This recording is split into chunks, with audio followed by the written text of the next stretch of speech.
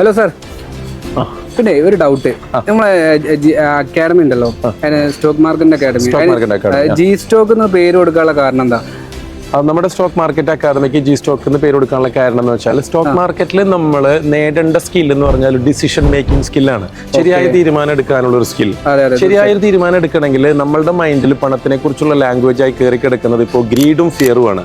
ഈ ഗ്രീഡും ഫിയറുള്ള ഒരാളും stock മാർക്കറ്റിന് success ആകില്ല. അപ്പൊ അതുകൊണ്ട് തന്നെ നമുക്ക് ഗ്രീഡും ഫിയറും നമ്മുടെ മൈൻഡിൽ നിന്ന് എടുത്ത് കളയാനുള്ള ഒരു ട്രീറ്റ്മെന്റ് എന്ന് പറയുന്നത് നമ്മളുടെ മൈൻഡിലേക്ക് ഗ്രാറ്റിറ്റ്യൂഡ് അഥവാ നന്ദി പറയാന്ന് പറയുന്ന ഒരു കണ്ടന്റ് നമ്മുടെ മൈൻഡിലേക്കും ബോഡിയിലേക്കും വരണം.